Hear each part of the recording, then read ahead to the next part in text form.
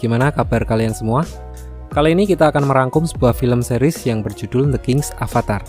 Di film ini akan ada banyak sekali cerita tentang intrik para pro player, bisnis, kehidupan sosial, emosi, bagaimana kerasnya mereka berlatih sehingga menjadi pro player. Jadi akan kita rangkum alur ceritanya di sini, atau kalau kalian pengen nonton film aslinya, saya kemarin nonton di Netflix 50.000 sebulan, tinggal cari wifi, nonton di HP, beres. Tapi kalau kalian merasa 40 episode itu terlalu menghabiskan waktu, so let's jump into it.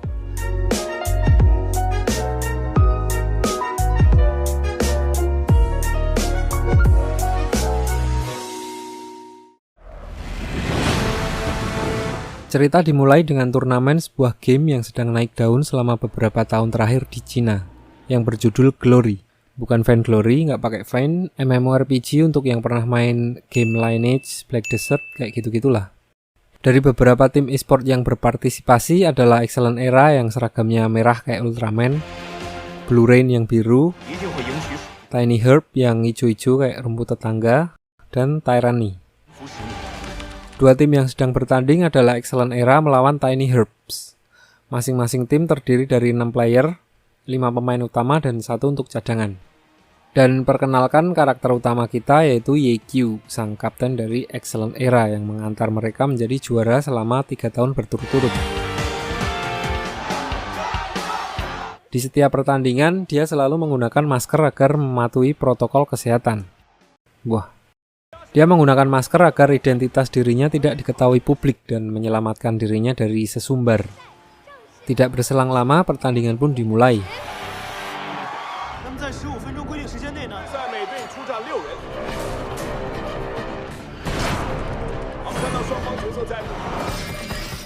Tim Excellent Era terlihat sudah sangat berpengalaman menghadapi Tiny Herbs. Mereka mengacak-ngacak formasi Tiny Herbs dan di saat yang sama seorang cewek dari Excellent Era yang bernama Sumu Cheng, dia bertugas untuk membuat kapten lawan sibuk.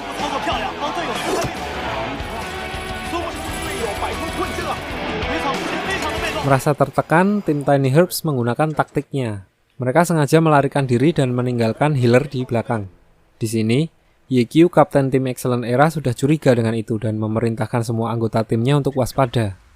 Namun salah satu anggota timnya yang gak sabar dan akhirnya masuk ke perangkap. Udah dibilangin lu, Tong. Tentu saja anggota Excellent Era yang gak sabaran tadi langsung dikeroyok sama Tiny Herbs.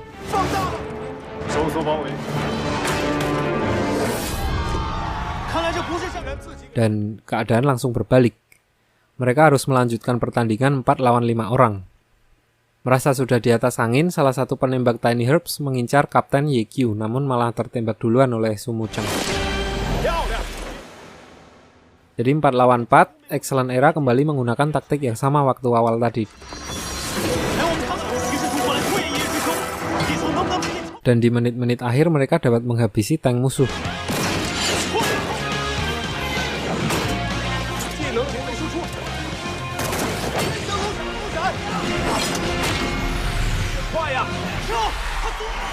So, mereka menang dengan skor 4-3.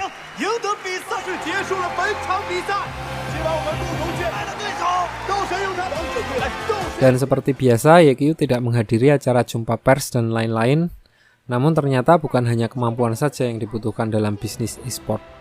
Di sini, komisaris utama tidak menyukai kebiasaan Ye-Kyu karena tidak mau tampil di depan publik, yang menyebabkan mereka tidak mendapatkan keuntungan dalam hal finansial. Untuk yang belum paham, komisaris di sini adalah yang punya modal atau investor. So, dia menyuruh Tao, direktur dari tim tersebut, untuk mengganti Ye-Kyu dengan seseorang yang lebih mencolok. So, Ye-Kyu dikenalkan dengan calon penggantinya yang bernama Sun Xiang. Dia adalah seorang rising star, jadi sangat berbakat namun belum begitu berpengalaman. Masih pemula, jadi masih suka pamer, ya kan? Padi semakin berisi semakin menunduk. Awalnya mereka menyuruh Ye-Kyu untuk mengajarinya dan menggantikannya menjadi kapten tim kelak.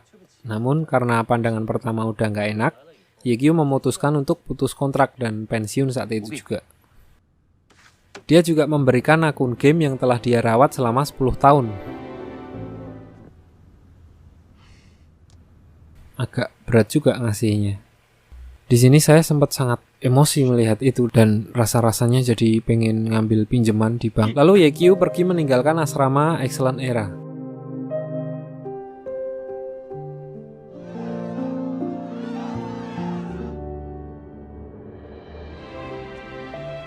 Karena merasa nggak punya tujuan, dia pergi ke sebuah swalayan dan nggak sengaja bertemu dengan Sumuceng.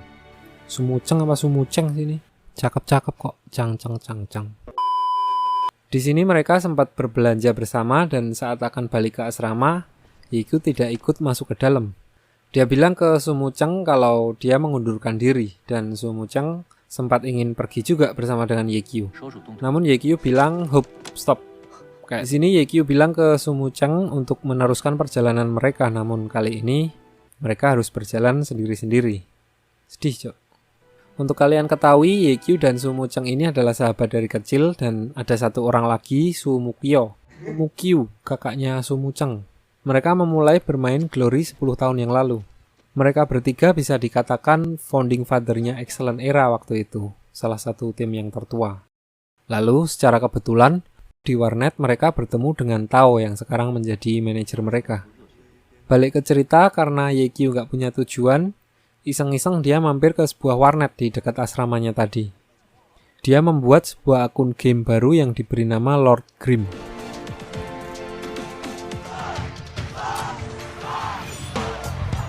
Di sini, dia bertemu dengan banyak sekali pemula yang mengingatkannya waktu pertama bermain Glory 10 tahun yang lalu. Di dalam game, Yekyu mengambil senjata milik Sumukyu, kakaknya Sumuceng. Sebuah senjata non-kelas yang mempunyai kemampuan dapat mengeluarkan skill dari kelas apa saja di game. Namun penggunanya harus menjadi non-kelas. Jadi gini, di dalam game setelah mencapai level 20, para player bisa mengupgrade jobnya ke kelas-kelas seperti assassin atau archer atau warrior gitu-gitu untuk mengambil jurus spesialis mereka. Dan biasanya orang-orang nggak sabar pengen ngambil job idaman mereka. Namun Yekyu di sini malahan tertarik untuk tetap menjadi non-kelas untuk menggunakan senjata milik Sumukyu yang dapat mengeluarkan skill dasar dari semua job yang diberi nama Myriad Manifestation Umbrella. Kembali ke cerita, ternyata bos dari cafe internet itu juga sedang main Glory dan terlihat dia cukup payah dalam permainan itu. Dia adalah seorang fanatik dari Yekyu, fans berat. Di sini Yekyu mencoba membantu si bos warnet itu yang bernama Guguo. Namun Guguo tidak menyadari kalau yang membantunya itu adalah Yekyu, pemain idolanya karena waktu di panggung Yekyu selalu menggunakan masker, taat protokol. Melihat ada lowongan di situ, Yekyu melamar dengan nama Yexiu. Aneh jelasin dulu sebelumnya, jadi Yekyu itu punya kembaran. Yang satu namanya Yekyu pakai Q, yang satu pakai X, Yexiu. Xiu.